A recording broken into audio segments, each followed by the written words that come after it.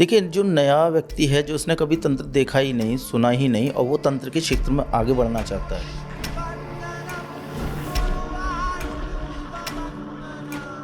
तो उसे जो दिक्कतों का सामना करना पड़ता है वो कुछ ऐसे होता है कि जैसे आपको पूर्ण ज्ञान नहीं है किसी भी मंत्र का, या आपने एक बीज मंत्र लिया, उसका आप कंटिन्यूसली जाप करने लगे, तो उस बीज मंत्र की जो ऊर्जा होती है,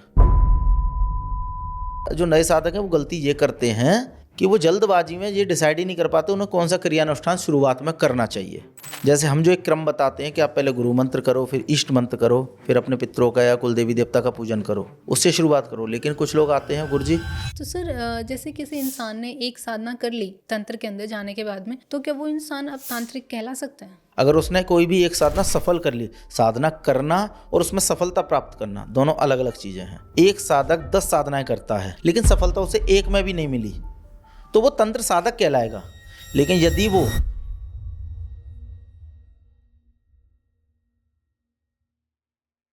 आज के समय में तंत्र शब्द जितना आकर्षित करता है उतना ही भय पैदा करता है। सोशल मीडिया पर हर दूसरा इंसान शक्ति सिद्धियों की बात करता है, लेकिन सवाल ये है कि क्या तंत्र सबके लिए सुरक्षित है? क्या तंत्र सबको सीखना चाहिए? तंत्र सीखते समय इंसान को किन किन बातों का ध्यान रखना चाहिए? और क्या एक साधक को बिना गुरु के तंत्र सीखना चाहिए? और क्या तंत्र सिर्फ जिज्ञासावश सीखना क्या सही है या गलत? आज इन्हीं सब क्वेश्चंस के ऊपर हम बात करने वाले हैं भैरव वीरेंद्र जी के साथ। तो चलिए एपिसोड की शुरुआत करते हैं और सर से जानते हैं कि तंत्र हर व्यक्ति के लिए सुरक्षित क्यों नहीं है और क्यों हर व्यक्ति को तंत्र नहीं सीखना चाहिए। नमस्कार सर। नमस्कार। कैसे हैं सर आप? मैं एकदम ठीक। तो सर जैसे आज हम तंत्र की बात करने वाले हैं कि हर व्यक्ति को तंत्र सूट नहीं करता या उसे नहीं करना चाहिए, क्योंकि हर इंसान के लिए तंत्र नहीं बना, आई थिंक, मुझे जहाँ तक लगता है। तो सर तंत्र एक अपने स्वभाव से ही असुरक्षित है या फिर जो उसका नाम है वो उसे इतना असुरक्षित बना देते हैं? देखिए, तंत्र डरावना नहीं है, इससे डरावना बनाया गया है। अच्छा। तंत्र माध्यम है ऊर्जा और चेतनाओं को विकसित करने का। तंत्र के द्वारा आप अपने आंतरिक ऊर्जा को प्रबल कर सकते हो और जो बाहें हमारे मंडल में, ब्रह्मांड में जो शक्तियाँ विचरण कर रही हैं, आप उनसे संपर्क स्थापित कर सकते हो। लेकिन ये खतरनाक इसलिए है क्योंकि आदि अधूरी जानकारियों के साथ यदि आप साधना विधान करते हो या बिना गुरु के मार्गदर्शन में आप कोई भी मंत्र क्रिया अनुष्ठान करते हो तो आपको दुष्परिणाम मिलते हैं। इसलिए लोगों में धारणा ये भी है कि तंत्र करने वाला गलत होता है या तंत्र नुकसान पहुंचाता है। तो ये इस प्रकार खतरा भी होता है। जैसे हम बोलते हैं, तंत्र एक अवसर भी है, खतरा भी है। अवसर उनके लिए है जो किसी गुरु मार्गदर्शन से साधनाएं कर रहे हैं और आगे बढ़ रहे हैं। खतरा उनके लिए है जो आदि अधूरी जानकारियों और तैयारियों के साथ इसमें उतरते हैं और नुकसान झेलते हैं। तो सर अब बात करें कि तंत्र किन लोगों को सीखना चाहिए, तो क्या इसके लिए कोई ऊर्जात्मक रूप से या मानसिक रूप से कोई अलग से प्रिपरेशन की आवश्यकता होती है? तंत्र साधक को जरूरी होता है कि सबसे पहले वो अपने मन को स्थिर करे, मन में जो उसके विकार आते हैं उन्हें दूर करे। अच्छा। अपने मन को भटकने ना दे। जैसे हम बोलते हैं ना, काम वासना या क्रोध, अत्यधिक स्वभाव में चिड़चिड़ापन, ये सारे विकार उसके अंदर ना हो। अच्छा। वो किसी योग्य गुरु से मार्गदर्शन लेके साधना क्षेत्र में आगे बढ़ सकता है। तंत्र सबके लिए है, लेकिन सफलता कितनों को मिलेगी ये निर्भर करेगा आपकी मेहनत के ऊपर, आपके गुरु के तपोबल के ऊपर कि आपका गुरु कितना सक्षम है आपको तंत्र सिखाने में। क्योंकि जितना वो सिखाएगा उतना ही आप आगे बढ़ोगे।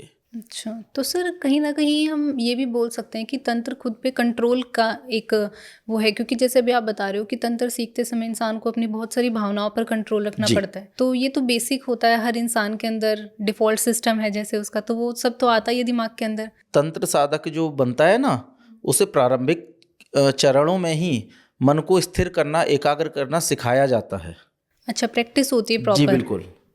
जैसे योग और ध्यान ये माध्यम है, ऐसे तंत्र में गुरु मंत्र दिया जाता है गुरुमुख से, उसका निर्वहन करना होता है, उसके जाप होते हैं। पहले अपने तन को स्थिर करना पड़ता है, फिर मन को स्थिर करना पड़ता है और सांसारिक विकारों से जितना हो उतना क्रिया साधनाओं के दौरान दूर रहना पड़ता है, ताकि आपके मन में कोई विकार ना आए और उसका आपकी साधना पर कोई प्रभाव ना पड़े। सर आपके अकॉर्डिंग एक इंसान की कौन सी ऐसी मानसिक स्थिति होती है या कौन सी ऐसी कंडीशन होती है जब उसे तंत्र बिल्कुल नहीं सीखना चाहिए? देखिए, मानसिक विकृत मनुष्य जिसे हम बोलते हैं विक्षिप्त, जिसे अच्छे बुरे का कोई भेद ना हो, क्या खाना है क्या पीना वो उसमें कोई समझ ना हो, या हम कहें आज के समय में जो एक तरह से डिप्रेशन का पेशेंट हो, एंजाइटी या डिप्रेशन हम बोलते हैं ना, अवसाद, अनिद्रा, अवसाद, उन्हें तंत्र में ना आके किसी मनोचिकित्सक से पहले अपना इलाज कराना चाहिए। ऐसे साधकों के लिए तंत्र नहीं है, ये केवल यूट्यूब पर देखते हैं, एक अट्रैक्शन बनता है और ये किसी गुरु के पास चले जाते हैं बिना खुद को देख के कि आप इसके लिए बने ही नहीं हो। अच्छा। तो ऐसे साधकों को बिल्कुल दूर रहना चाहिए जिनका मानसिक संतुलन ठीक नहीं है, क्योंकि जब आपकी आंतरिक जो ऊर्जा है जब वही स्थिर नहीं है तो जो बाह्य मंडल की ऊर्जा आप अवशोषित करने जा रहे हो वो कहीं ना कहीं दुष्प्रभाव देगी ही देगी। तो सर जैसे अभी आप बोल रहे थे कि यूट्यूब से देख के काफ़ी लोग सीख लेते हैं और सोशल मीडिया पर भी हर दूसरा इंसान ही शक्तियों की बातें करता है, तो क्या सिर्फ जिज्ञासावश ही तंत्र सीखना ठीक है? नहीं, जिज्ञासावश तब ठीक होता है जब आप अच्छी तरह से सीख के आगे बढ़ रहे हो तो वो ठीक है, लेकिन जिज्ञासावश आप कुछ नहीं, आपने केवल अच्छा, लॉसेस भी होते हैं अगर हाँ, तंत्र में गलत losses तंत्र हैं। सीखा तो? बिल्कुल है। जब आपके पास कोई योग्य गुरु ही नहीं है आपको मार्गदर्शन देने के लिए, तो जो आप कर रहे हो उसमें अगर आप कोई त्रुटि करते हो या गलती करते हो उसे सुधारेगा कौन? और जब किसी जटिल साधना में, उग्र साधना में गलतियां होती हैं तो उसके दुष्परिणाम भी मिलते हैं। तो सर जब कोई इंसान, एक बिगिनर जब तंत्र सीखता है तो उसके मार्ग में कौन कौन सी रुकावटें आती हैं? क्या उसको भय लगना या इस तरीके की कुछ चीज़ें उसे दिखाई देना, तो किस तरीके का डर उसको लगता है जब वो एक तंत्र सीखने जाता है? देखिए, जो नया व्यक्ति है जो उसने कभी तंत्र देखा ही नहीं, सुना ही नहीं और वो तंत्र के क्षेत्र में आगे बढ़ना चाहता है, तो उसे जो दिक्कतों का सामना करना पड़ता है वो कुछ ऐसे होता है कि जैसे आपको पूर्ण ज्ञान नहीं है किसी भी मंत्र का, अच्छा। या आपने एक बीज मंत्र लिया, उसका आप कंटिन्यूसली जाप करने लगे, तो उस बीज मंत्र की जो ऊर्जा होती है वो आंतरिक ऊर्जा से टकराती है। हमारे शरीर में जो आंतरिक ऊर्जा है वो उसका स्तर बढ़ता जाता है धीरे धीरे, और जब वो स्तर बढ़ता है तो कहीं ना कहीं बॉडी में हीट उत्पन्न होती है। अच्छा। शरीर में वाइब्रेशंस होते हैं, सर में दर्द शुरू हो जाता है, स्वभाव में चिड़चिड़ापन आ जाता है, मस्तिष्क तनावपूर्ण या अशांत रहने लगता है। अच्छा। तो कोई भी नया साधक बिना तैयारी के तंत्र साधना ना करे या कोई भी ऐसा मंत्र ना जपे जिसमें खासकर बीज हों जो उग्र हों। इसलिए गुरु का मार्गदर्शन जरूरी होता है। गुरु आपको जो मंत्र प्रदान कर रहा है वो आपकी योग्यता और क्षमता के आधार पर करता है। यदि आप उसका अच्छे से जाप करोगे तो आपको लाभ होगा। तो सर जो ये आप आंतरिक ऊर्जा की बात कर रहे थे कि हीट जनरेट होती है बॉडी से, तो वो मंत्रों के उच्चारण से होती है? जी, हर मंत्र की अपनी अपनी प्रवृत्ति होती है। जैसे मंत्र के भी गुण होते हैं। जैसे तमोगुणी मंत्र उग्रता बढ़ाएगा, अच्छा, है ना। सात्विक मंत्र सौम्यता बढ़ाएगा। आप जैसे कोई तंत्र साधना शमशान में बैठ के कर रहे हो तो उसको जो मंत्र की ऊर्जा बनेगी वो आपके अंदर से तमोगुण को विकसित करेगी, जिससे आपके स्वभाव में ऑटोमेटिक, हम बोल सकते हैं कि आपका जो मस्तिष्क है वो ऑटोमेटिक ऐसे कृत्यों में जाएगा जो दुनिया के लिए अहितकारी हो सकते हैं। जैसे आप अगर उस शक्ति के माध्यम से कोई भी काम करोगे तो हमेशा आप उल्टे काम करोगे, गलत काम ही लोगे। अच्छा। उसके विपरीत आपने मान लीजिए दुर्गा जी की आराधना की तो आप दुर्गा जी से हमेशा अच्छे काम लोगे, किसी के दुख तकलीफ को दूर करवाओगे, अपने दुख तकलीफों के हल निकालोगे या किसी का अच्छा करोगे। तो मंत्र अपने अपने ऊर्जा प्रभाव अलग अलग छोड़ते हैं।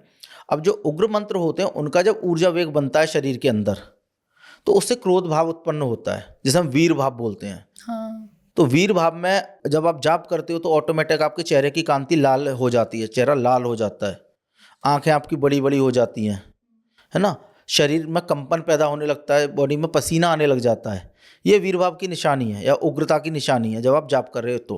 अच्छा। इससे विपरीत यदि आप कोई सौम्य मंत्र का जाप कर रहे हो, चाहे वो अप्सरा का हो, यक्षिणी का हो, सौम्य मंत्र है, तो उससे आपके शरीर में एक शीतलता प्राप्त होगी, शीतलता का आभास होगा, आपको सर्दी लगने लगेगी। हम बोलते हैं ना गूज़बम्स आना, रुएं खड़े हो जाना, कपकपी छूटना, है ना, ठंडी हवाओं का आभास होना, ये उस सौम्य मंत्र की प्रवृत्ति है। तो मंत्रों की ऊर्जा अलग अलग होती है जो साधक के शरीर पे और आसपास के वातावरण पे अलग अलग प्रभाव डालती है।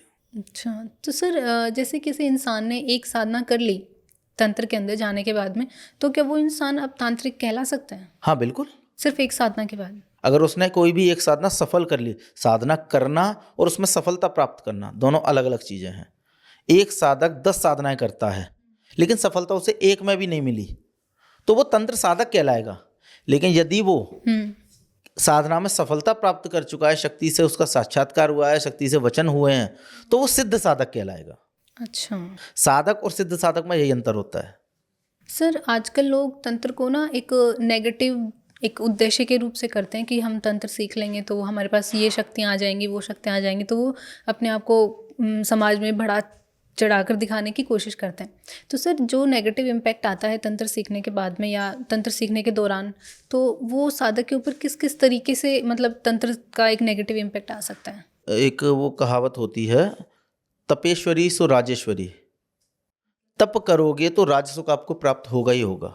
अब आज के समय में बात करें तो तप का मतलब होता है परिश्रम से, मेहनत से। आप मेहनत करोगे तो आपको उसका परिणाम अच्छा मिलेगा और बेहतर मिलेगा। तपेश्वरी सो राजेश्वरी और राजेश्वरी सो नरकेश्वरी। जब आपके पास राजसुख आता है तो एक अहंकार आता ही आता है साथ में, हाँ, स्वाभाविक सी बात है ना। घमंड आएगा ही आएगा। तो जब आपके पास अहंकार आया, घमंड आया, तो आप उस अहंकार के वेग में आकर कोई ना कोई गलत काम करना शुरू करोगे। और जब आप गलत काम करोगे तो ऑटोमेटिक आपका राजसुख धीरे धीरे नष्ट होगा।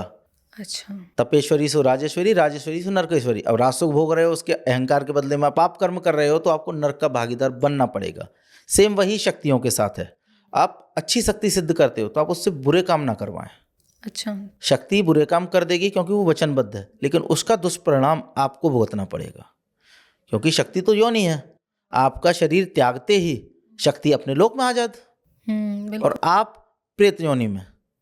उसके बाद आपके कर्मों के आधार पर आपको अगली योनि मिलती है। तो जब जीते जी आपने शक्ति से गलत काम करवाए हैं तो उसका जो कर्म फल बना वो आप पे लागू होगा, ना कि शक्ति पे। क्योंकि करवाया तो एक करवाया आपने हाँ, है। बिल्कुल। तो कहीं ना कहीं आप उसके दोषी बनोगे। तो इसलिए जो कर्मफल बनता है वो भी शक्तियों द्वारा बनता है और तंत्र में बनता ही बनता है। तंत्र के साधक की कोई मुक्ति नहीं होती। कोई मुक्ति नहीं है? नहीं, तंत्र हमेशा बंधन में डालता है। तंत्र में हर क्रिया की प्रतिक्रिया मिलती ही मिलती है। जहां आप क्रिया करोगे उसकी प्रतिक्रिया आपको मिलनी है। तो अगर आपने क्रिया की और आप मौजूद नहीं है तो प्रतिक्रिया मतलब फल लेने के लिए कौन बैठा है? आप ही हो। तो जब हम फल लेने की अभिलाषा के साथ बैठते हैं तो हम उस फल से बंध गए ना। हाँ। और बंध गए तो फिर हम मुक्त कहाँ हुए? हाँ, बिल्कुल। बंधन में बंधना ही तो ये सारी चीजें हैं कि हम मुक्त हो ही नहीं सकते।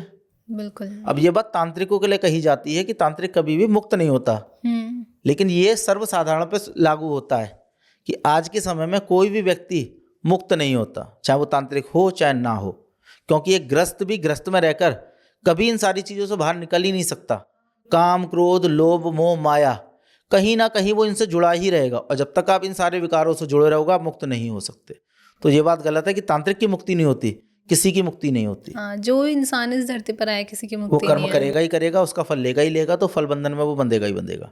कर्म फल इंसान का बनता है, बाकी किसी योनि का नहीं बनता। सर, अगर तंत्र को इंसान सीखना चाहता है तो उसके लिए कौन कौन सी कंडीशंस लागू होती हैं? जैसे कि उसे ब्रह्मचर्य या उसका आहार, क्या मतलब किन किन चीज़ों का उसे ध्यान रखना पड़ता है? कोई भी नया व्यक्ति जब तंत्र में आता है तो वो अपने सारे विकारों को पहले शुद्ध करना पड़ता है। उसे जो उसके अंदर विकार हैं, दोष हैं, उन सबको हटाना पड़ता है।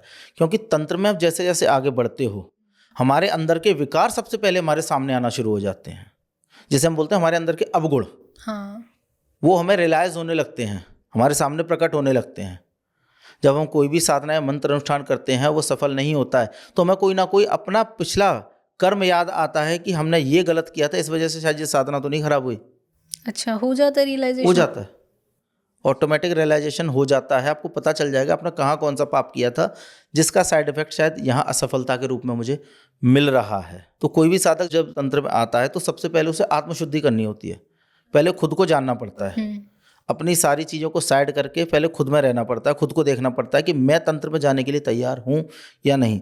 जिस प्रकार हम किसी स्कूल में एडमिशन लेते हैं, वहाँ एक इंटरव्यू होता है छोटा सा बच्चे का भी और शायद उसके माता पिता का भी, जो अब चलन में आ गया है, वरना पहले नहीं था।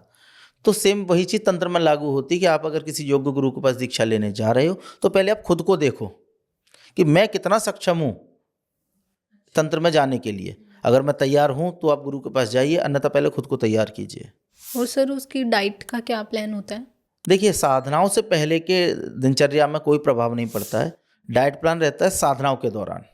आप अगर 11 दिन की साधना करें तो 11 दिन आपको सात्विक आहार लेना है, पूर्ण ब्रह्मचर्य का पालन करना है, मांस मदिरा का सेवन नहीं करना है। जितना हो सके आपको गलत विकार जो मन में आते हैं उनसे दूरी बनानी है।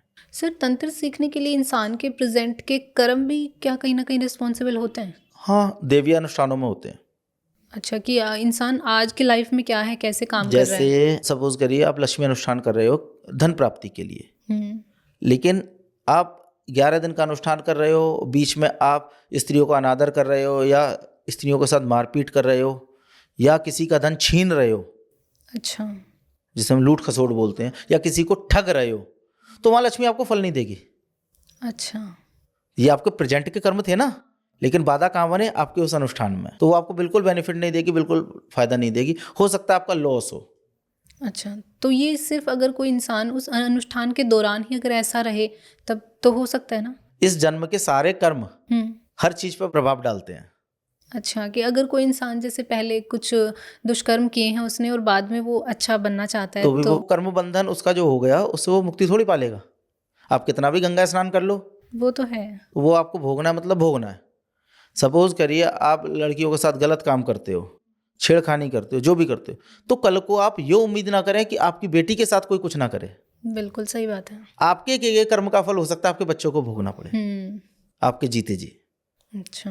फिर आपको रियलाइज होगा, आपने अभी बताया ना, पता चलता है कि मैंने अपनी एक उम्र पे ऐसे ऐसे दुष्कर्म किया था, तो इसका फल आज मेरी पुत्री को या पुत्र को मिल रहा है। तो सर तंत्र किन लोगों को सीखना चाहिए? अगर सीखने की बात हम कर ही रहे हैं तो क्या उन लोगों को सीखना चाहिए जिनका जीवन स्थिर है, जिनके जीवन में स्थिरता है, तो क्या वो लोग ज़्यादा सूटेबल होते हैं तंत्र सीखने के लिए? जी बिल्कुल। जो अपने जीवन में हर चीज़ से उलझन से मुक्त हैं, एक सुलझा हुआ व्यक्तित्व हो, जिनका खुद को समर्पित करने की दृढ़ इच्छा हो। क्योंकि जब हम कोई साधना करते हैं तो हमें खुद को शक्ति के प्रति समर्पित करना पड़ता है। जब वो भावना हमारे अंदर नहीं होगी तो हम कहीं ना कहीं फेल हो जाएंगे। तो जब खुद को समर्पित करने की भावना हो, दृढ़ संकल्प मजबूत हो और गुरु आदेश का पालन करने में सर्वश्रेष्ठ हो, वो कि आपके गुरु ने बोल दिया ये काम ऐसे होना, मतलब वही करना है, फिर उसमें इफ बट नहीं लगाना उसे, ऐसा साधक जल्दी सफलता पा लेता है एज कम्पेयर टू दूसरे दूसरों साधकों के। से। होता क्या, गुरु ने बोला बेटा 5 अगरबत्ती लगेंगी, काले कपड़े पहनने हैं। अब आप क्वेश्चन कर रहे हो, गुरु जी 7 लगा दूं अच्छा। या लाल कपड़े पहन लूं, तो आपने कहीं ना कहीं गुरु की आज्ञा की अवहेलना की, या आप वहां पर जो बताया जा रहा है उसे ना करके विकल्प तलाश रहे हो। तो विकल्पों के साथ में साधना है, सफलता संभव नहीं है। अच्छा। हम ये नहीं कह रहे फेल हो जाएगी, लेकिन चांस कम हो जाते हैं। अच्छा। जैसे होता है ना, कहीं लिखा है बूंदी के लड्डू का प्रयोग करना है भोग में, और लोग बोलते हैं गुरु जी बूंदी के लड्डू नहीं मिल रहे, है ना, इमरती दे दूं, गुलाब जामुन दे दूं, तो वह विकल्प के तौर पर दे सकते हो, लेकिन उसके बाद में सफलता मिले ना मिले वो हमारे ऊपर नहीं है, वो फिर शक्ति के ऊपर निर्भर करेगा। तो फिर सर इसका मतलब तो ये हुआ कि जो बात लिख दी गई है वही वही करना होती है। गुरु वाक्य सर्वोपरि इसीलिए कहा जाता है कि गुरु के मुख से जो चीज निकल गई, अब उसका पालन करो तो आप सब कुछ प्राप्त कर लोगे। अच्छा। इसलिए तंत्र में गुरु की महत्ता ज्यादा बताई गई है। बिना गुरु के तंत्र चलता ही नहीं है। अगर पुराणों में भी देखो तो हमारे जो देवी देवताओं ने अवतार लिए हैं धरती पे आके, उन्होंने भी किसी ना किसी को गुरु बनाया है। सर जो लोग स्टार्टिंग करना चाहते हैं अभी तंत्र सीखने की, तो आपके अकॉर्डिंग या आपके एक्सपीरियंस में लोग ऐसी कौन कौन सी मिस्टेक्स करते हैं जब वो तंत्र सीखना स्टार्ट करते हैं? देखिए, इसमें सबसे बड़ी गलती होती है, लोग सबसे पहले अपने ईष्ट में कन्फ्यूजन में हो जाते हैं कि मेरा ईष्ट कौन है, मैं किसको पूजूं। मेरे घर पर तो काली की पूजा होती है, क्या मैं काली को पूजूं? नहीं। ईष्ट आपका खुद का चयनित देवी या देवता हो सकता है, वो कोई देवी होगी, देवता होगा, जिसे आपका हृदय चाहे। अच्छा। आपके घर में किसकी पूजा हो रही है वो मैटर नहीं करेगा, लेकिन आपका हृदय जिसे चाहता है, मुसीबत के समय में पहले आपके मन से जो आवाज़ निकले वो उसी का नाम हो, वो आपका ईष्ट होता है। तो जब आप ईष्ट के लिए तैयार हो, सबसे पहले तो ईष्ट आपके लिए तैयार हो जाता है। दूसरा, जो नए साधक हैं वो गलती ये करते हैं कि वो जल्दबाजी में ये डिसाइड ही नहीं कर पाते उन्हें कौन सा क्रियानुष्ठान शुरुआत में करना चाहिए। अच्छा। जैसे हम जो एक क्रम बताते हैं कि आप पहले गुरु मंत्र करो, फिर इष्ट मंत्र करो, फिर अपने पितरों का या कुल देवी देवता का पूजन करो, उससे शुरुआत करो। लेकिन कुछ लोग आते हैं, गुरु जी हम आज दीक्षा लेंगे, हमें तो अमुक साधना चाहिए या मुंजा साधना दे दो। भाई अभी तुम तैयार नहीं हो, लेकिन नहीं गुरु जी मैं कर लूँगा, वो असफलता प्राप्त करते हैं। अच्छा। तो नए साधक को सबसे पहले खुद को तैयार करना है, उसके बाद गुरु सानिध्य में रह के बेसिक चीज़ें, प्रारंभिक चीज़ों को पूरा करना है, उसके बाद में साधना करोगे तो सफलता मिलेगी, अन्यथा नहीं मिलेगी। तो हमें इन चीज़ों से बचना चाहिए। जल्दबाजी में हमें कोई भी मंत्र या तंत्र क्रिया नहीं करनी चाहिए। अच्छा। पूर्ण जानकारी के साथ, पूर्ण बुद्धि विवेक के साथ में आपको साधना या मंत्र अनुष्ठान करना चाहिए, जिसका आपको लाभ मिलेगा। अच्छा, तो सर तंत्र सीखने की कोई एज लिमिट भी होती है? मतलब किस एज से स्टार्ट करे और किस एज तक कर सकता है कोई इंसान? नहीं, ऐसी कोई उम्र की पाबंदी नहीं होती, क्योंकि आज ही मॉडर्न स्कूल चल गए हैं। पहले आप देखो तो गुरुकुल चलते थे। हाँ। गुरुकुल में भी यही सारी विद्याएं सिखाई जाती थी। प्रारंभ से ही संस्कृत का ज्ञान कराया जाता था, जो कि अब विलुप्त तो सही हो गया है ना मॉडर्न स्कूलों में।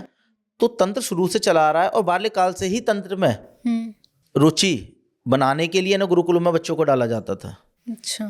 जिस प्रकार राम लक्ष्मण जी गए थे, राम लक्ष्मण भरत शत्रुघ्न गए थे ना आश्रम, वहाँ उन्होंने सारी विद्याएं भी सीखी, शिक्षा भी ग्रहण की, तो दोनों चीज़ें एक साथ हुई। तो तंत्र सीखने की कोई उम्र नहीं होती, बस आपके अंदर जिज्ञासा और ललक होनी चाहिए। अच्छा। जैसे हमारे केंद्र से जो अब तक सबसे छोटी एक साधका है, शायद उसकी उम्र 10 साल है और वो अच्छा तंत्र चलाती है। अच्छा। वो चुटकियों में लोगों को इलाज कर देती है ऊपरी बाधों के। शायद 10 साल की है वो भी, 10 या 12 साल की। तो सर बच्चों के लिए तंत्र डेंजरस नहीं है? किसी के लिए खतरनाक नहीं है। खतरनाक केवल हमारे मन का भय बनाता है और हमारी आदि दूरियां जानकारियों के साथ क्रियाओं को करना बिना किसी योग्य गुरु के मार्गदर्शन के। क्योंकि जब हमें पता ही नहीं है शक्ति के आने पर वचन क्या लेने हैं, हम साधना करने बैठ गए। अब जब शक्ति आई, अब हम यूं देख रहे हैं कि अब क्या करना है। लेकिन अगर गुरु आपके साथ है या गुरु सानिध्य में हो, आप तो आपको पता है कि शक्ति के आने पर मुझे उससे किस तरह बात करनी है, क्या बात करनी है, क्या वचन लेने हैं। तो सर आपको क्या लगता है कि तंत्र देखा देखी का एक खेल है या फिर अंदर से इंसान की आवाज़ आती है? आज के समय में तो भेड़ चाल हो गई है, देखा देखी का खेल। क्योंकि करने वाले 10 आते हैं, भागम भाग में लाल साहब बोलते हैं जल्दी आज ही जाऊंगा, आज ही सिद्धि मिल जाएगी। 90 ये आते हैं। अच्छा। और ये 90 केवल भटकते हैं। जैसे हमारे पास आए, ये चाहिए, हमने दिया, सफलता मिली, फिर वो दूसरे गुरु के पास जाएंगे। अच्छा। स्थिरता नहीं है उनमें कहीं। और जब तक आप कहीं एक जगह रुककर स्थिर होकर प्रारंभिक चीजों से शुरुआत नहीं करते हो, तब तक आप और ऊपर या और अंदर तंत्र में नहीं पहुंच सकते। अच्छा। फिर आप भटकते रह जाओगे। सर अगर इसकी सफलताओं की बात करें तो कब एक इंसान सफल तांत्रिक बनता है? जब वो खुद को जान ले, खुद को समर्पित कर दे शक्तियों के प्रति। और अगर टाइम ड्यूरेशन के अकॉर्डिंग बात करें कि 2 महीने या 3 महीने? नहीं, कोई टाइम ड्यूरेशन नहीं है इसमें। एक साधक पहले दिन ही दीक्षा के लेके खुद को पहले दिन ही समर्पित करके पहली रात में ही सिद्धि प्राप्त कर लेता है, ऐसे भी हुए हैं। और एक साधक 10 साल से कर रहा है उस गुरु सानिध्य में प्रैक्टिस, लेकिन उसे अभी तक कोई अनुभव नहीं हुआ। क्यों? क्योंकि उसने कहीं ना कहीं अपने आप को समर्पित नहीं किया। उसके अंदर कहीं ना कहीं वो भाव अभी तक उत्पन्न हुआ ही नहीं है। अच्छा। या गुरु के प्रति कह लो या शक्ति के प्रति कह लो। लेकिन जिसने आज दीक्षा ली और आज ही खुद को समर्पित कर दिया और ठान लिया मुझे ये करना है, मतलब एक आत्मविश्वास, वो भी उसका कठोर है, वो पहले दिन ही शक्ति को प्रत्यक्ष कर लेता है। अच्छा। कई साधक हमारे पास ऐसे हुए हैं। अच्छा। जिन्होंने तंत्र का ताबी नहीं सीखा, पहली ही रात में केवल खुद को समर्पित करके पूर्ण श्रद्धा और भाव के साथ उन्होंने साधना की है, शक्ति प्रत्यक्ष हुई है, वचन हुए। तो सर ये तंत्र क्या कोई जेंडर स्पेसिफिक भी है? जैसे अगर मान लो मैं सीखना चाहूँ तंत्र, तो मुझे तो ना मेरे इष्ट का पता, ना कोई तंत्र का ज्ञान, जैसा आप बोलो तंत्र का तय भी नहीं आता, तो क्या मेरे जैसे लोग भी तंत्र सीख सकते हैं? आप जैसे लोग तंत्र सीख सकते हैं। अब जैसे आपने कहा आपको इष्ट का ज्ञान नहीं है, वो हम बता रहे हैं। जिसे आपका हृदय चाहे, कोई भी देवी या देवता हो सकता है वो। तो सर जैसे अभी आपने पूछा ही मेरे से, तो मेरे दिमाग में कुछ भी नहीं आया, तो ऐसे में लोग क्या कर सकते हैं? नहीं, कुछ ना कुछ आता है। कोई भी देवी देवता जिससे आपकी लगन लगी हो, मुसीबत के समय जिसका नाम याद आए। अच्छा, ऐसे तो पता नहीं सर, लेकिन एक प्रेशर तो क्रिएट हो ही जाता है, क्या पूछा है तो बताना पड़ेगा। नहीं, ऐसा कुछ नहीं है, ये भावना अंदर से खुद आती है। अच्छा। आप किसी की पूजा करते हो तो आपको पता होगा आप किसकी कर रहे हो। ऐसा नहीं है कि आपने दीपक जलाया लेकिन आप ये देख रहे हो सामने तो कोई है ही नहीं, मैं किसकी कर रहा हूँ। किसी ना किसी नाम से तो दीपक जला होगा, किसी को याद करके तो दीपक जला होगा। सर अगर साधनाओं की बात करें तो क्या हर इंसान के लिए हर साधना उपयुक्त होती है? अगर होती है तो फिर कौन सी साधनाओं का एक साधक को चयन करना चाहिए? देखिए, हर साधक के लिए साधना सभी उपयुक्त होती हैं, लेकिन उसे अपने अनुसार चयन करने का हम मौका देते हैं। हम अपनी कोई भी साधना साधक पर थोपते नहीं हैं। जैसे साधक ने बोला गुरुदेव मुझे ये है, मुझे ये साधना चाहिए, तो हम उससे ये नहीं कहेंगे नहीं। या साधक बोलता गुरु जी आप बताओ मैं कौन सी साधना करूं, तो हम मना करते कि हम नहीं बताएंगे। अपनी क्षमताओं के आधार पर आप खुद चयन कीजिए कि आप क्या करने योग्य हो। जैसे अब आपकी प्रवृत्ति है सात्विक, अब हम आपको दे दें तामसिक महाकाली की साधना जिसमें शराब मांस का भोग लग रहा है, तो कहीं ना कहीं वो विरोधाभास उत्पन्न होगा आपके अंदर। फिर आप कहोगे गुरुजी मुझे तो सात्विक हूँ, मुझे सात्विक साधना दीजिए, तो वहां फिर गुरु के बात की अवहेलना हो गई। वो तर्क वितर्क वाली बात आ गई। हाँ, तो दोनों चीजें असमंजस वाली होती। इसलिए साधक को अपने क्षमता अनुसार, अपने गुण के अनुसार साधना का चयन करना चाहिए, चाहे वो तामसिक हो, चाहे रासिक हो, सात्विक हो। अच्छा। अपने उद्देश्य क्या है, उद्देश्य आपको क्या चाहिए, उद्देश्य की प्राप्ति आपको किस प्रकार करनी है, उसके अकॉर्डिंग भी आपको साधना का चयन करना चाहिए। अब मान लीजिए आपको धन की जरूरत है, आप महाकाली साधना मांग रहे हो, जबकि महाकाली धन नहीं देंगी आपको। धन के लिए आपको लक्ष्मी कुबेर की साधना करनी पड़ेगी। ओके। तो आप धन प्राप्त कर सकते हो। आप हनुमान जी या काली भैरव की साधनाओं से धन की प्राप्ति नहीं करोगे। तो उद्देश्य सबसे जरूरी है कि आपका उद्देश्य क्या है उस शक्ति को प्राप्त करने का। तो सर जैसे अभी मतलब जब भी आपसे बात होती है तो आपसे पता चला है मुझे कि जिन प्रेत और इन सब की जब साधना करते हैं इंसान तो वो भी धन ला के दे सकते हैं एक इंसान को। बिल्कुल देते हैं। तो फिर उस केस में लक्ष्मी जी की साधना करना इतना इम्पोर्टेंट मैंने क्यों है? कहा ना, आपको खुद देखना पड़ेगा सात्विक करनी है आपको, तामसिक करनी है या राजसिक करनी है। अगर आप देवीय साधनाओं की तरफ जा रहे हो तो देवीय साधनाओं में लक्ष्मी कुबेर ही आपको धन देंगे, अन्यथा कोई नहीं देगा। लेकिन इसके विपरीत आप किसी निम्न योनि में जा रहे हो तो वहां भी आपको शक्ति को देखना पड़ेगा, कौन सी शक्ति ऐसी है जो आपको धन दे सकती है। कभी कभी शक्ति डायरेक्ट धन ना दे के मार्ग बनाती है केवल। खासकर अप्सराएं हो गई, योगनियां हो गई, ये क्या करती हैं, ये आपको धन नोटों की गड्डी ला के नहीं देंगे, लेकिन आपके बिजनेस व्यापार में या आपको जो इनकम आने के जो सोर्स हैं वहाँ इस तरीके के रास्ते बनाएंगे कि उसमें कई गुना बढ़ोतरी हो जाती है। अच्छा, मतलब आइडियाज देती हैं वो। सब कुछ करती हैं वो, ऑटोमेटिक गाइड करेंगी आपको। बस आपको वो दिमाग देगी, वो आपको चलाना है बस, आप वो पालोगे। कई ऐसे साधक हैं, अभी मैंने लास्ट पॉडकास्ट में भी बोला था, एक शिष्य है जिसने रत्नमाला साधना की थी, उसे महीने के 2-2.5 लाख की इनकम हो रही है दिसंबर से अब तक। अच्छा। और जिस काम के लिए वो भटकता था आज घर बैठे काम आ रहा है। अच्छा। तो अफसर उसे डायरेक्ट ला के नोट नहीं दे रही, लेकिन वो रास्ते बनाए हैं उसने ऐसे कि वो कमी नहीं हो रहा, बंदी नहीं हो रहा नोट आना। तो क्या सर ऐसा भी हो सकता है कि एक साधक 2-3 शक्तियों को एक साथ सिद्ध कर ले तो वो सारी शक्तियाँ एक साथ काम करें? एक साथ ना करे, आगे पीछे भी करेगा तब भी सबके जो होता है ना वर्क फील्ड अलग अलग होता है। जैसे महाकाली हैं, वो शत्रु का नाश भी करती हैं, आपका प्रोटेक्शन भी करती हैं और दूसरों के दुखों का निवारण भी करती हैं। और इसके विपरीत अप्सरा है, अप्सरा केवल आपको भौतिक सुख देगी, अच्छा, सामाजिक प्रतिष्ठा देगी, धन के मार्ग बनाएगी। तो दोनों की कार्य क्षमताएं अलग अलग हैं, फील्ड अलग अलग हैं। अप्सरा किसी और के लिए काम नहीं करेगी। आप उससे बोलो कि इसका इलाज करना है, भूत उतार दे, प्रेत उतार दे, वो नहीं करेगी। लेकिन महाकाली से आप बोलो भैया ये आया, ये पीड़ित है या इसे ये दिक्कत है, वो तुरंत उसका सेट कर देंगी, इलाज कर देंगी। अच्छा। तो सबके कार्य क्षेत्र अलग अलग होते हैं, जिसका जो है वो उसी में निपुणता देता है और वही आपको प्रदान करेगा।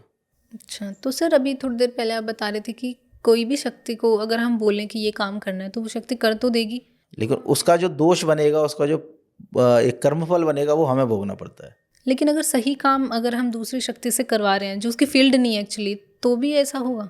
नहीं, वो निर्भर करता है शक्ति पे। अब एक एग्जांपल मैं दूं, आपने मुंजा साधना की, मुंजा ज़्यादातर बुरे काम करता है, वो अच्छा कुछ करेगा ही नहीं। आप उससे कहो किसी का रोग नाश कर दे, वो नहीं करेगा, मना कर देते हैं। मना कर देगा साफ, मेरा काम है ही नहीं। अगर आप बोल रहे हो कि दूसरों का इलाज करेगा और वो मना कर रहा है नहीं, तो वो नहीं करेगा। ये सारी जो टर्म्स कंडीशन है वचनों के समय तय हो जाती हैं। अगर वचनों में काली ने बोला कि मैं दूसरों का इलाज करूंगी तो वो करेगी, अगर उसने नहीं बोला तो नहीं करेगी, ना आप करवा सकते। फिर तो कैसे करवा सकते हैं सर? तो ये सारी चीज़ें वचनों के दौरान हो जाती हैं। सर तंत्र सीखते समय ऊर्जा संरक्षण या एनर्जी स्टोर जिसे हम बोलते हैं, तो उसका क्या रोल है, किस तरीके से होती है ये? देखिए, जब कोई आप मंत्र जाप करते हो तो उसकी जो बॉडी में ऊर्जा बनती है वो ऑटोमेटिक स्टोर होती रहती है, स्टोर मतलब संरक्षित होती रहती है बॉडी के अंदर, जिसकी वजह से साधक का ऑरा मजबूत होता है, आभा मंडल का जो वेग है वो बढ़ता है। आपने देखा होगा पुराने साधु संत या उच्च श्रेणी पर बैठे हुए महामंडलेश्वरी होते हैं, उनके चेहरे पे एक अलग आभा होती है, रौनक, चेहरे का तेज बोलते हैं जिसे, वो जन साधारण से बहुत अलग होता है, जनमानस उसे देख के प्रभावित होता है, आकर्षित होता है। तो वो ऑरा कुछ और नहीं है, वो जो आंतरिक ऊर्जा संरक्षित हुई है वो उसका प्रभाव है जो उनके आभा मंडल पर दिख रहा है। अच्छा। अगर हम दूसरे भाषा में समझें तो एक साधक है जो साधना भी कर रहा है, लेकिन कहीं ना कहीं वो भोग विलास में पड़ के उस ऊर्जा का क्षय भी कर रहा है। अच्छा। तो उसका आभा मंडल बिल्कुल निष्क्रिय ही रहेगा, क्योंकि ऊर्जा तो बनी उसके अंदर, लेकिन उसने कहीं ना कहीं भोग विलास में पड़ के उसे वेस्ट कर दिया, मतलब जीरो हो गया सब कुछ वापस। तो शक्ति तो उसके पास रहेगी, लेकिन शक्ति का जो वेग होता है वो कहीं ना कहीं डाउन हो जाता है। जिस प्रकार बोलते हैं ना कि एक ब्रह्मचारी साधक और एक वैवाहिक साधक, दोनों में अंतर होता है। ब्रह्मचारी का तेजपुंज स्ट्रांग होता है, अच्छा, जबकि गृहस्थ का तेजपुंज मध्यम मिलेगा या डाउन मिलेगा, क्योंकि कहीं ना कहीं वो ऊर्जा को संरक्षित कर रहा है, वो गृहस्थ में रह के उस ऊर्जा को संरक्षित नहीं कर पा रहा है। अच्छा, मतलब अलग डिफरेंशिएट हो जाता है इंसान देखने से, होता है, पता चल जाता है। हाँ, अब कोई 6 घंटे जाप कर रहा तो उसका ऊर्जा स्तर उच्च लेवल का होगा। कोई 2 घंटे जाप कर रहा है, उसका ऊर्जा लेवल 2 घंटे जाप के बराबर होगा। अच्छा। फ़ोन की बैटरी आप समझ लीजिए, आपके फ़ोन की बैटरी 1 घंटे में चार्ज हो रही है, आप आधा घंटे में लगाओगे 50% होगी। इसके विपरीत आजकल टर्बो चार्जिंग आ गई है, फास्ट चार्जिंग, कि आधा घंटे में दूसरा फ़ोन फुल हो रहा है। हाँ, तो अब आपका 50% उस हिसाब से बैकअप देगा, वो 100% उस हिसाब से बैकअप देगा। बिल्कुल बढ़िया एग्जाम्पल था सर। तो सर अब हमने तंत्र की इतनी सारी बातें करी, तंत्र के बारे में इतना कुछ जाना कि तंत्र क्या है, किस तरीके से होता है, क्या क्या उसके अंदर चीज़ें होती है और कैसे एक इंसान को करना चाहिए। लेकिन सर अब अगर मैं आपसे पूछूं कि तंत्र एक्चुअल में है क्या, तो आप उसे कैसे समझाना चाहेंगे? ये सच में कोई शक्ति है या फिर एक जिम्मेदारी का मार्ग है? देखिए, तंत्र की परिभाषा जो मुझे गुरुमुख से मिली है वो है एन केन प्रकारेण, किसी भी पराशक्ति से काम लेना तंत्र कहलाता है। आप घर में धूप दीप कर रहे हो, वो भी तंत्र है। आप मंदिर पर घंटी ला रहे हो, वो भी तंत्र है। आप देवता से प्रार्थना कर रहे हो, वो भी तंत्र का हिस्सा है। तो तंत्र हमारे जीवन में सर्वत्र है। हम नित्य में कुछ ना कुछ तंत्र क्रिया या तंत्र जरूर करते हैं। अच्छा, डेली लाइफ में रोज? डेली लाइफ में आप तंत्र कर रहे हो। आप मंदिर जाकर प्रसाद चढ़ा रहे हो, देवता से उसके बदले मनोकामना पूर्ति के लिए मांग रहे हो कुछ, तो आप तंत्र ही तो कर रहे हो। वही साधक करता है, पूजा करेगा, संकल्प उठाएगा, शक्ति को बुलाएगा, उससे अपनी इच्छा पूरी करवाता है। तो वो तंत्र है। तंत्र शक्ति और चेतना का एक मिलाजुला संगम है। अच्छा। जहां आप आंतरिक ऊर्जा, अपनी आंतरिक शक्ति के बल पर उस बाहरी मंडल की जो शक्तियां, उनसे जुड़ते हो, उनसे संपर्क स्थापित करते हो, उन्हें आकर्षित करते हो ताकि वो विवश हो जाएं उस लोक को छोड़ के इस लोक पे आने के लिए। यही तंत्र है। तो मतलब जिम्मेदारी और शक्ति दोनों है ये, अगर कोई इंसान समझे तो। बिल्कुल। आपके पास शक्ति आ गई लेकिन आप जिम्मेदार नहीं हो, तो आप उस शक्ति का इस्तेमाल नहीं कर पाओगे, प्रयोग नहीं कर पाओगे, उससे लाभ नहीं ले पाओगे। लेकिन शक्ति आने के साथ साथ आप में जिम्मेदारी आ गई उसे संभालने की, उसकी कार्य क्षमताओं के अनुकूल कार्य लेने की, तो आप उस शक्ति के बल पर अपना भी भला कर सकते हो, समाज का भी कल्याण कर सकते हो। बिल्कुल सर, मतलब एक काइंड ऑफ शक्ति है एक इंसान के लिए। जी। Okay, so thank you so much sir. अच्छा लगा आपसे आज तंत्र के बारे में इतनी सारी बातें करके, तंत्र क्या है, किन इंसान को करना चाहिए, मतलब क्या क्या उसकी एबिलिटीज़ होनी चाहिए तंत्र सीखने से पहले। तो काफ़ी अच्छा पॉडकास्ट था इस टॉपिक के ऊपर, एंड आई होप हमारी ऑडियंस को भी आज का ये पॉडकास्ट पसंद आया होगा।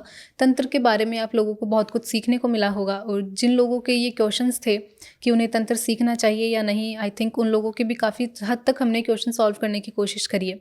उसके बाद भी अगर आप लोगों के कोई क्वेश्चंस रह गए हों या कुछ पूछना चाहते हैं, तो आप हमें कमेंट सेक्शन में कमेंट करके भी पूछ सकते हैं। अगर आप लोगों को आज का पॉडकास्ट पसंद आया हो तो don't forget to like, share and subscribe the channel. Thank you sir, thank you for coming.